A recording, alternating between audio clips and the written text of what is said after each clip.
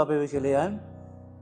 Pada sore ini kita akan kembali dalam Realitas Channel yang ke-65.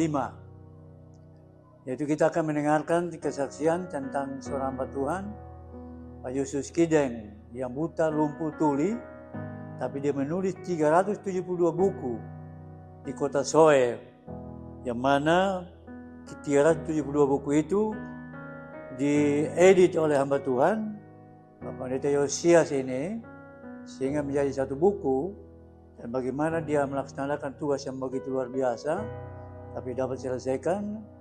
Dan puji Tuhan pada hari ini bisa bertemu dengan kami di sini, bisa menyampaikan kesaksian ini. Nah, untuk jelasnya kita akan melihat kesaksian Pak Yosias. Ya, shalom. Shalom. Yang diberkati Tuhan, coba lambaikan tangannya. Ya, tepuk tangan kemuliaan Tuhan. Bapak Ibu sekalian, hari ini kita bukan kebetulan, tapi rencana Tuhan dalam kehidupan kita. Ya. Kalau nggak salah, awalnya bulan Februari 96. Saya singkat saja. Jadi waktu itu saya sedang kuliah di STT Dulos. Dan saya waktu itu pembinaan di STT Paulus. Ada saat ini ada mahasiswa satu STT Paulus. Nah, waktu itu saya dapat kabar bahwa ada satu hamba Tuhan dari Soe yang lumpuh, tuli, buta, tapi bisa menulis. Saya penasaran, kemudian saya berdoa 3 bulan. Saya masih di Paulus, Jakarta. 3 bulan, kemudian saya tanggal 1 Januari 96 saya sampai di sini. Mau buka persekutuan doa, tapi Tuhan katakan hari ini juga, besok kamu juga berangkat. Jadi saya bentuk persekutuan doa 1 Januari 96, tanggal 2 saya ke Soe. Dan tanggal 3 saya bertemu dengan hamba Tuhan di Soe ini, hamba Yusus ini, buta, lumpuh, tuli, tapi dia bisa nulis. 330 buku, ini ada buku singkatnya di sini. Nah, waktu itu saya doa semalam suntuk 12 orang. Yaitu saya dengan Pak John Pelokila, ada 12 orang doa semalam suntuk.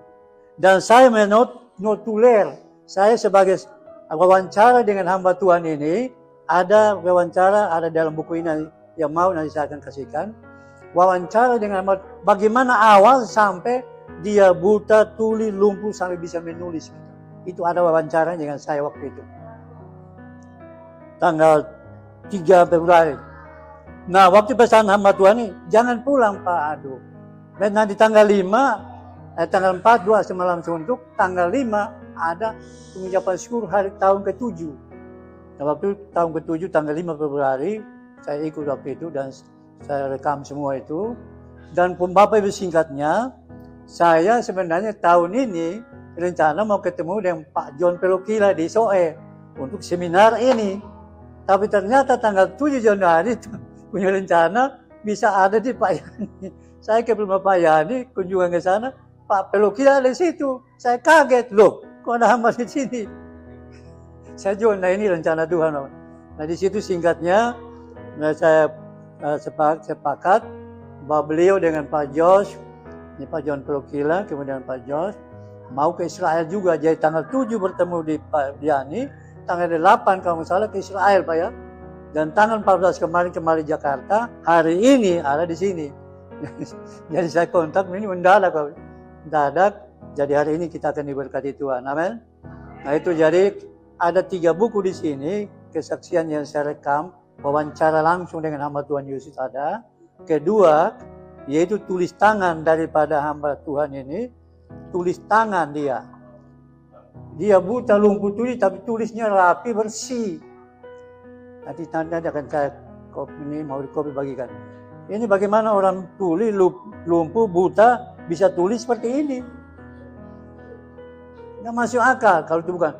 Jadi intinya waktu ini saya wawancara dengan dia, Pak, bagaimana Bapak bisa menulis Pak Yus tulis ini? Saya dituntun Tuhan di ruang tulis saya di kamar khusus. Jadi saya di situ, saya didikte oleh Roh Kudus. Didikte oleh Roh Kudus, kemudian saya tulis. Tidak ada orang, dia sama itu ya. Jadi dia tulis dengan Roh Kudus yang bisik dia seperti anak TK. Dia tulis itu. Ini rapi sekali Bapak. 372 buku, 7 lemari dan ini. Nanti sementara akan disampaikan oleh Pak George ya.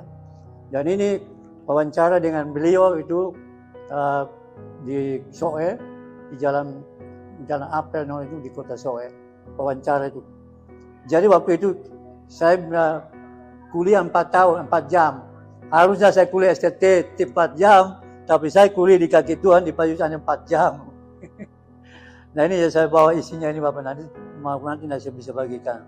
Ini ada 3 buku, kemudian ada semua firman Tuhan yang direkam semua, ada 370 buku, ada di sini semua ada. Nah ini ada 3 buku, nanti mau ini saya bagikan kepada hamba Tuhan, Pak Daud, Pak Yani, kemudian tapi nanti ada yang membutuhkan, nanti akan difotokopi dan dibagikan. Nah, satu lagi Bapak Ibu sekalian, intinya, yaitu hamba Tuhan mengatakan bahwa Indonesia dipakai Tuhan. Kota Soe akan menjadi kota keagungan, kota Sion. Dan nanti orang akan berduyun-duyun ke kota Soe. Dan dia pesan kepada Bupati Pitaloka itu, kalau nggak salah, supaya bangun pemukiman di sana, karena Soe penuh dengan manusia. Dan waktu tahu misi tahun berapa itu ke Kupang, itu saya mendapat konfirmasi, itu saya di rumah di Tuasene, ikan tembang setinggi pinggang ini, itu mengalir ke kota Soe. Dan kota Soe akan penuh dengan manusia. Dan ini saksi hidup ada di sini. Pak John Pelokila ini, saksi mata tahun 65, yaitu menyaksikan peristiwa air menjadi anggur. Waktu saya pernah ke sana juga anggurnya masih ada disimpan di lemari. Jadi air itu selokan, dia ambil air dari situ, kemudian disuluhkan perjamuan, air itu menjadi anggur. Itu masih ada sampai sekarang disimpan. Kedua yang luar biasa lagi, Pak John Pelokila ini, setelah itu ada tim yang mengadakan penginjilan ke seluruh NTT. Dan waktu itu, Pak John Pelokila dengan timnya menyeberang ke sungai, airnya segini. Tapi begitu mereka mau menyeberang, dengan air itu turun sampai di telapak kaki, kemudian mereka berjalan kaki. Dituntun oleh tiang api. Tiang api seperti kunang-kunang di depan mereka, jadi mereka jalan depan, nah itu air itu surut sampai di kaki sini, kemudian mereka menyeberang dan penginjilan. Satu lagi ada seorang hamba Tuhan yang buta huruf, tidak bisa bahasa Inggris, tapi dia khotbah di Pasir Panjang di Kupang, bisa bahasa Inggris, khotbah dengan bahasa Inggris. Bayangkan. Nah itu peristiwa 65 itu ada 4 tim kalau nggak salah, itu luar biasa. Dan termasuk kalau siapa waktu itu. Ada saya ada. Dan waktu itu ada yang punya obat. Kalau waktu itu ada yang punya obat masuk, tidak boleh masuk. Kalau masuk mati. Itu waktu dia siapa di tempat saya. Dan waktu itu saya saksi hidup membakar obat-obat itu. Ada tinggi segini, bakar dengan api. Waktu dia siapa itu. Nah itu Bapak Ibu sekalian, kesaksian singkat mengenai saya sampaikan mengenai hamba Tuhan ini yang dari Soe. Dan memang sudah melanglang mana seluruh Indonesia. Dan juga kemarin dari Israel. Dan mari kita akan mendengar kesaksian atau peparan daripada Pak Jos dulu mengenai penulisan buku, karena beliau yang mengcover 7 lemari buku ini menjadi 1 lemari dari Pak Jos yang mengcover. Dan nanti setelah itu Pak John akan sampaikan tentang pesan-pesan Tuhan tentang akhir zaman yang akan disampaikan oleh Pak John nanti. Oh, sebelum mulai saya perkenalkan diri dulu. Sorry. Ya. Nama saya Josias Topromera, sebangsa sesuku sama Bapak Yan ya. Beliau sudah jadi orang Karawang ya. Kalau saya awalnya di Kupang, dulu pendidikan 3 tahun di Bandung, kerja di Kupang 6 tahun, ketemu istri di Maumere, kami nikah di Kupang, pindah ke Bali, pindah ke Timor Leste, ketemu Opa John, pindah ke Jakarta 7 tahun, pindah ke Papua 12 tahun, pindah Jakarta 7 bulan, pindah Bandung 4 tahun, pensiun di Bandung. Nah hari ini ada di sini. Tepuk tangan buat Tuhan. Jadi atas dasar perjalanan kami itu sampai di Dili, Tuhan lawat kami di Dili. Dan lawatannya itu lebih banyak pada hal-hal tentang akhir zaman. Nah soal berkat sih itu sudah di belakang kita, amin. Saya percaya kita sampai hari ini Tuhan selalu memberkati kita sesuai kadarnya masing-masing. Jadi atas dasar goncangan itu, Apalagi bulan September 97 kami pernah ke Soe dan beliau pernah menyaksikan ini walaupun hanya sebentar. Kemudian Desember 1997 saya sama anak saya 2 sama pembantu kami singgah di Soe dan beliau tumpang tangan buat kami sebelum naik kapal menuju ke Jakarta. Jadi atas dasar nubuatan Tuhan buat NTT dan Soe, dan atas dasar tuntunan Tuhan kami berdoa dan kami memutuskan, ayo Ma, kita berangkat ke Kupang. Sampai di Kupang masih kos 1 bulan di Kupang. Bagaimana kita strategi untuk bisa sampai di kota Soe? Karena tidak mudah Bapak, Ibu yang di rumahnya ada buku-buku ini, tidak mudah untuk ditembusi. Tidak mudah untuk bisa meminjamkan ini untuk dibaca. Apalagi di fotokopi. Akhirnya di Kupang 1 bulan. Februari kami ke Soe. Dan kami ke Timor Leste. Ya. Waktu sudah melewati Bea Cukai Indonesia. Sampai di Bea Cukai Timor Leste. Paspor saya ditolak. Akhirnya kami harus kembali lagi ke Kupang. Saya tanya, toh Indonesia sudah loloskan paspor saya, kenapa Timor Leste menolak? Ya itu Indonesia, di sini tidak bisa. Ternyata Indonesia bisa berkompromi, Bapak. Soal hukum, soal firman, soal kebenaran, kita tidak boleh berkompromi. Ya, akhirnya kami buat lagi paspor untuk ke Timor Leste. Ya. Saya pikir kawan kami ke Dili itu dalam rangka saya mau membayangkan kembali. Saya mau merefresh kembali bagaimana Tuhan lawat kami di kota Dili itu. Tentang akhir zaman. Tentang kedatangan Tuhan yang ditunjukkan seperti di Matius 24 itu. Kalau kita baca Matius 24, itulah cara, ya, itulah prosesi kedatangan Tuhan pada saatnya nanti. Jadi di Timor Leste kami berdoa, kembali ke Soe, kita doa lagi untuk bagaimana Tuhan goncangkan penjaga kaki Dian ini untuk mengizinkan kami membuka dan membaca. Dan puji Tuhan, Ibu Petronella bisa mengizinkan. Ya, mengizinkan kami membuka dan kami membaca bagaimana 372 buku itu dituangkan dalam laptop, dalam komputer, dalam file. Wah, ini kalau kita ketik manual, sampai kapan ini barang selesai? Akhirnya apa? Ternyata teknologi sekarang ini mudah sekali. Ya, ada beredar di mana-mana, mouse itu bisa kita tinggal ngomong, dia ngetik sendiri. Amin. Ada yang punya mouse yang bisa ngomong ketik sendiri? Nah, harap gampang sama mouse. Itu bagian dari alat iblis pada waktunya nanti. Akhirnya kami ngomong di WhatsApp. Ya, kita rekam di WhatsApp. Nanti dia ketik sendiri, baca tulisan, kemudian dia ngetik sendiri, baru kirim ke WA saya ngopi, masukkan di laptop. Dan itu bisa terselesaikan. Ya, puji Tuhan, kami bisa menyelesaikan itu sampai bulan Mei. Jadi bulan Februari sampai dengan Juni sudah bisa dimasukkan di dalam catatan.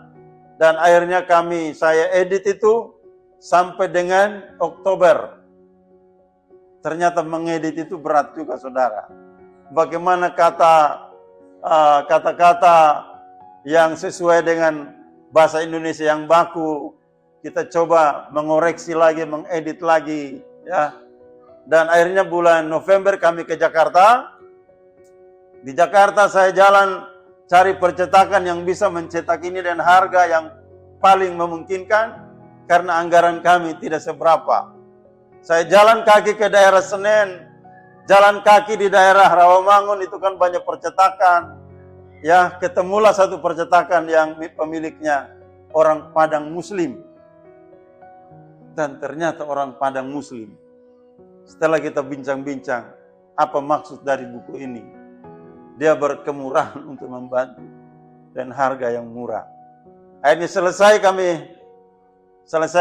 pencetakan, kami berangkatlah ke Soe bulan Januari Dan bulan Februari, setelah pengucapan syukur di rumah Opa John, saya sama istri kembali ke Maumere tanggal 4 Februari. Ternyata bulan Februari itu bulan yang penuh kenangan Bapak Gembala. Nah, bulan Februari bulan penuh kenangan.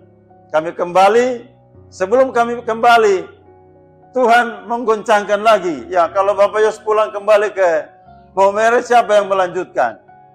Ya, saya tergoncang juga itu. Waduh, ini gimana ini? Jangan sampai kita kena risikonya. Tapi puji Tuhan malam hari ini, ternyata sudah ada teman-teman di sini yang belajar ini. Ya, jadi saya tidak bisa banyak ngomong di sini. Ternyata Bapak Gembala sudah wawancara almarhum, dan ini mungkin pengenalan, ya, pengenalan awal. Ya, suatu saat kita berdoa supaya semua 372 buku ini bisa diajarkan. Ya, bagi anak-anak, ya, remaja, Bapak Pendeta yang ambil S2 atau S3, ini layak untuk jadi tesis, Pak. Ya, karena ini tentang akhir zaman. Kenapa saya tertarik? Karena ketika ada di Papua, 12 tahun di Papua, Tuhan banyak menunjukkan lewat mimpi antikristus. Ya, misalnya ketika itu antikristus akan membawa tentaranya kemana-mana. Ya, suatu saat saya pulang kantor, sampai di rumah saya kok ngantuk banget. Saya coba tidur. Tiap hari Jumat sore, istri saya biasa ngumpul anak-anak di sekeliling kompleks untuk kasih pelajaran agama di garasi. Jadi begitu saya tertidur, begitu naik tempat tidur, saya dibawa dalam penglihatan tentara antikristus diturunkan di kota Jayapura. Dan seperti mesin yang sudah di-setel, sudah diprogramkan, hanya membunuh saja. Tetapi anehnya mereka tidak bisa melihat saya. Loh, saya heran, loh, kok mereka nggak lihat saya? Nah, orang-orang sudah ngungsi kemana-mana, ya. Banyak orang berdoa di gedung-gedung, tapi doanya tidak berkuasa lagi, ya. Karena sudah saatnya mereka diizinkan untuk melakukan tugasnya.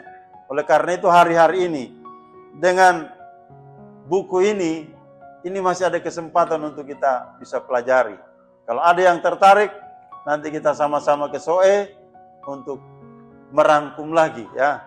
Kira-kira seperti apa? Karena saya ini bukan penulis, saya bukan penulis buku, ya. Kalau saya cuma menyelidiki, karena latar belakang saya auditor, ya. Di Papua 5 tahun, saya di bagian inspektorat, sering ke Ternate, ke Ambon, Papua, Maluku, Maluku Utara, Papua Barat, kita mengaudit. Jadi kalau ada problem yang sulit, wah itu makan-makannya orang auditor itu. Bagaimana dia mencari tahu sampai mendapatkan jawabannya di mana. Sama halnya dengan 372 buku ini. Kita masih menyelidiki sampai hari ini. Tapi yang jelas saya mengambil kesimpulan dari 372 buku ini adalah penderitaan salib yang harus ditanggung masing-masing orang percaya. Oleh karena itu, kesempatan ini saya hanya berpesan buat anak-anak muda, ya, yang punya hati untuk Tuhan.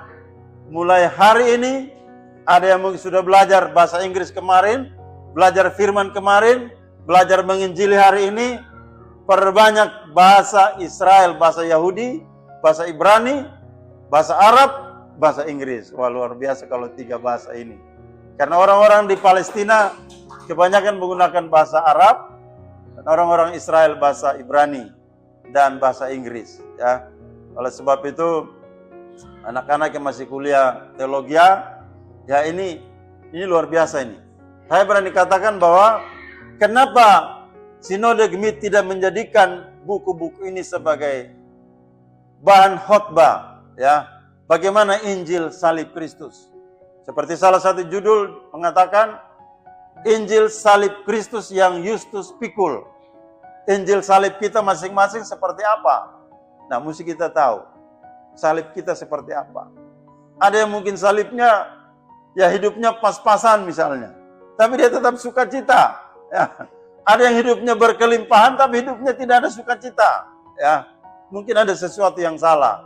Perlu kita uji lagi bagaimana kondisi kita hari ini. Saya pikir itu saja yang bisa saya saksikan. Intinya apa yang sudah Bapak Gembala tulis di sini, ini pengenalan awal, ini mukanya.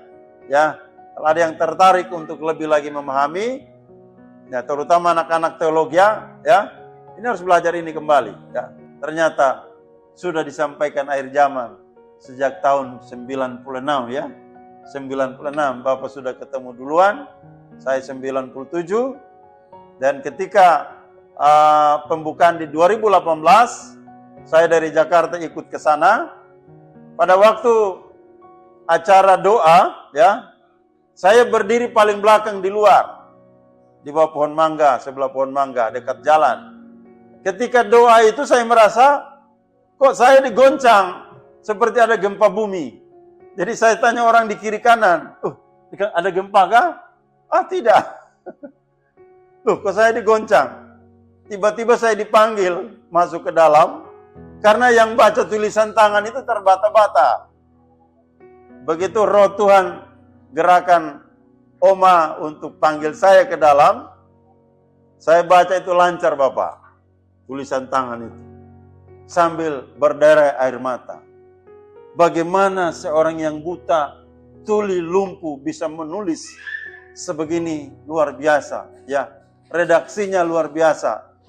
Bahkan setiap tahun ucapan syukur atas penulisan itu, setiap orang yang menyumbang piring, gelas, sendok, kursi, tenda, sumbangannya berapa rupiah, nama-namanya tercatat. Jadi saya bayang, ternyata di sorga, hal kecil apapun yang kita lakukan, semua tertulis di sorga. Saya baca itu dengan air mata saudara. Dan salah satu anggota persekutuan di tempat itu mengatakan, Pak Yos, ketika Bapak baca ini, seperti almarhum sedang masuk dalam diri Pak Yos dan membaca. Bahkan nadanya bisa tinggi, rendah. Ya, saya bilang, ya saya juga nggak paham. Karena saya belum pernah dengar dia khotbah langsung, hanya ngomong biasa-biasa saja. Nah, saudara, itulah yang saya rasakan. Saya pikir tidak banyak waktu kita, ya. Dan apa yang sudah dimulai di sini, saya pikir tidak hanya sampai di sini, Pak. Ya, bagaimana kita berdoa supaya ya buku-buku yang kita sudah buatkan dalam 6 buku, ya, 6 buku tebal, itu seperti apa sih? Ya, walaupun istri almarhum seorang guru di sana, tapi saya pikir beliau kurang terpanggil untuk bisa melanjutkan itu. Suatu saat ketika kami bingung untuk mau pulang ke Maumere atau tinggal di Soe, Tuhan kasih saya mimpi. Dan dalam mimpi itu seperti ada orang yang pertandingan estafet, lari estafet.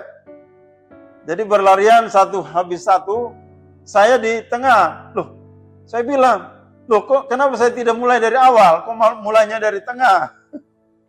Wah, ternyata ini jawaban doa. Ada orang yang memulai, ada orang yang melanjutkan, ada orang yang mengakhiri. Ya, kalau saya sudah melanjutkan, ya saya berdoa supaya Bapak, Ibu, saudara-saudara yang punya hati untuk mengajarkan akhir zaman,